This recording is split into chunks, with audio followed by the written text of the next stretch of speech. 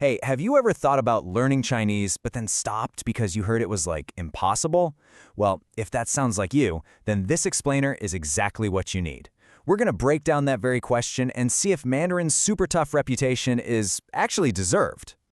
All right, let's just jump right in with the big one. The question that stops so many people in their tracks before they even start.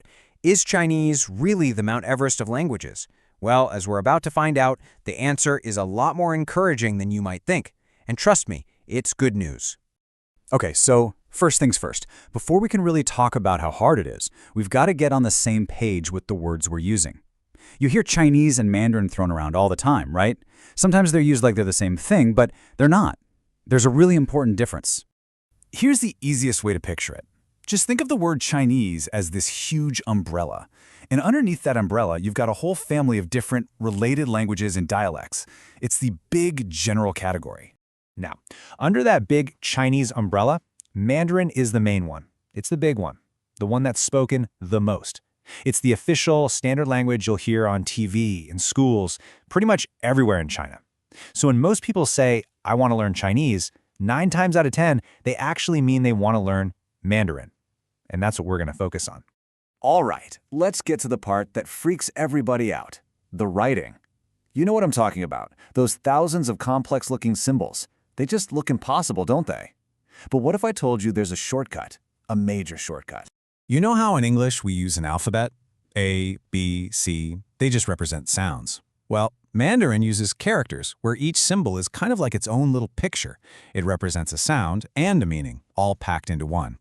It's a totally different way of thinking about writing, and yeah, that's what can feel a little intimidating at first. But, and this is probably the most important thing you're going to hear today, get this, you do not need to learn characters to start speaking. Let me say that again because it's a game changer. You do not need to memorize a single character to start having a conversation. You can just focus on talking first and worry about the writing way, way later. So you're probably thinking, okay, great, but if I'm not using the characters, how in the world am I supposed to know how to pronounce anything, right? Well, there's a totally brilliant system for that. I want you to meet your new best friend. It's called Pinyin. Basically, Pinyin is the official system for spelling out Mandarin words using the Roman alphabet. Yeah, the exact same A, B, C letters we use in English. It's like a bridge that lets you start reading and pronouncing words from day one. Seriously, it is the ultimate tool for beginners. And this quote from Ting Ting, who teaches Chinese for absolute beginners, just nails it. If you can read English letters, you can read a Pinyin. Think about that for a second. That means you already have the basic skill you need to start making sounds in Mandarin. How cool is that? Okay, so we've got a shortcut for pronunciation. Awesome. But then there's grammar. Ugh.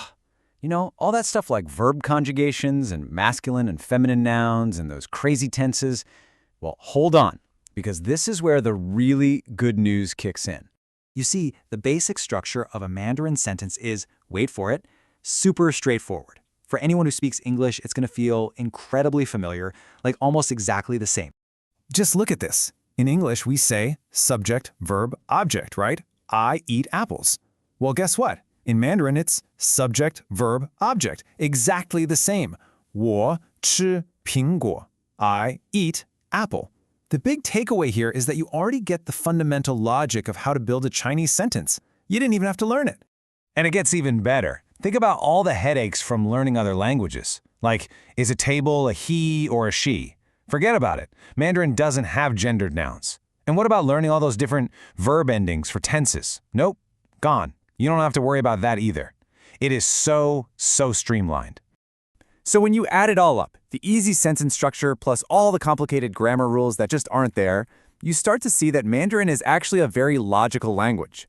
Its whole hardest language in the world reputation, that pretty much all comes from the writing system. The spoken language is a whole different story.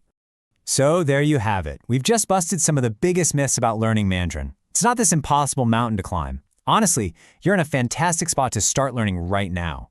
So the question is, what does that path even look like? It's actually pretty simple. You just start with the basics, learning the sounds and tones using that Pinyin system we talked about. Then you start practicing some simple everyday phrases that you can use right away. After that, you just build up your vocabulary and get comfortable with that super simple grammar. It's a totally clear step-by-step path. So let's go back to our original question. Is Mandarin the hardest language in the world? Well, if you're a beginner who just wants to speak, the answer is a huge no. For sure, it has its tricky parts. I mean, every language does. But its logical core makes it way more accessible than you'd think. The real question isn't how hard is it? The real question is, what could you do with it? So I'll leave you with this thought. What story are you going to tell?